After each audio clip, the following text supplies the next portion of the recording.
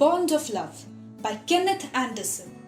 We have seen a lot of movies and shows and read a lot of books that describe the bond between an animal and a human. There are one of three ways in which the narrative pans out.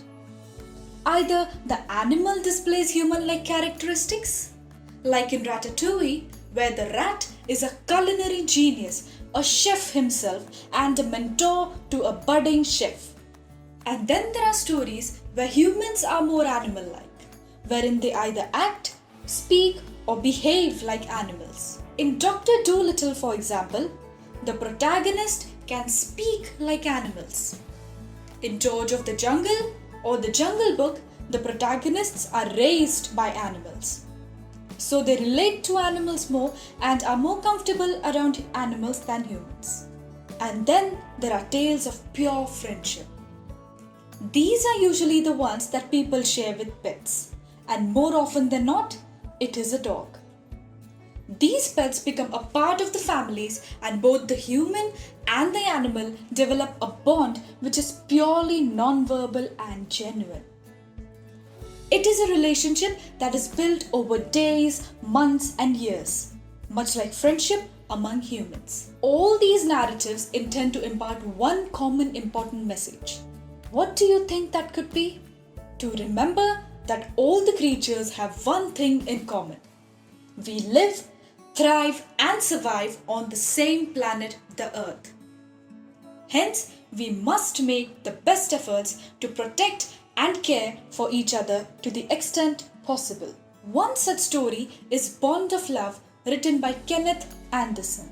Let's look at a quick summary.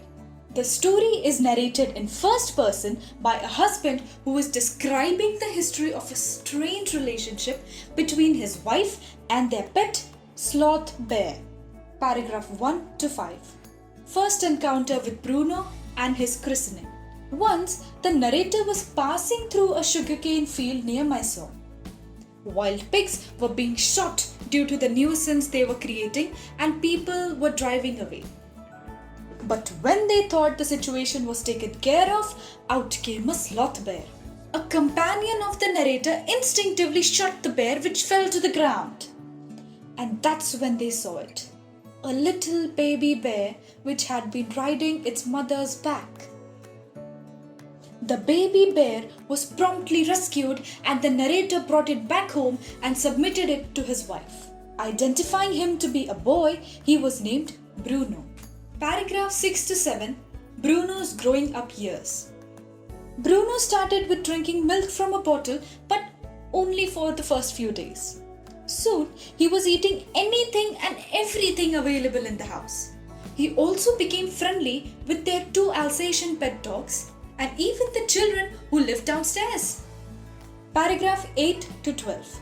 A few incidents. One day, Bruno consumed the poison that was put down for rats. As a result, he got severely paralyzed and had to be rushed to the vet.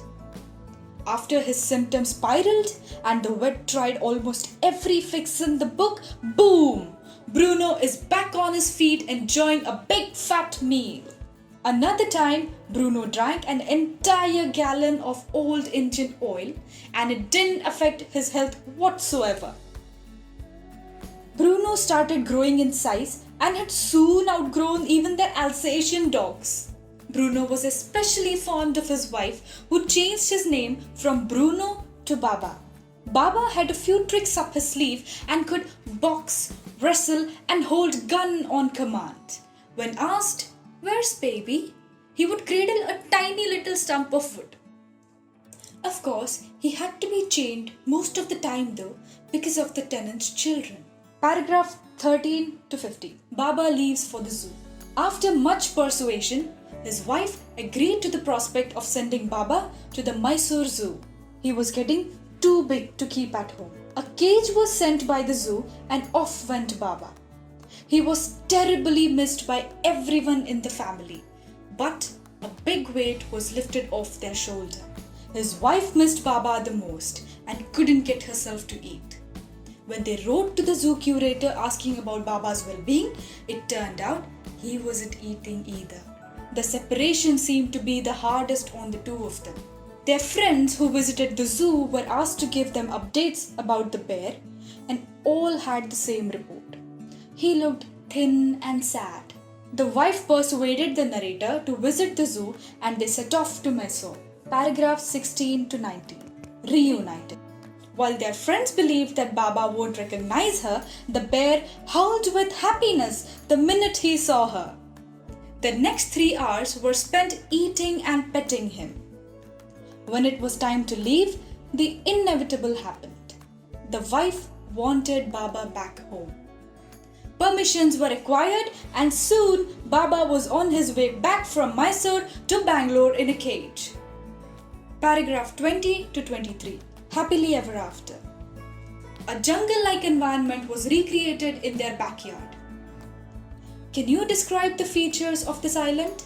Soon, the wife and Baba spent time in each other's loving company, and no one could contest the sloth pair's emotional intelligence anymore.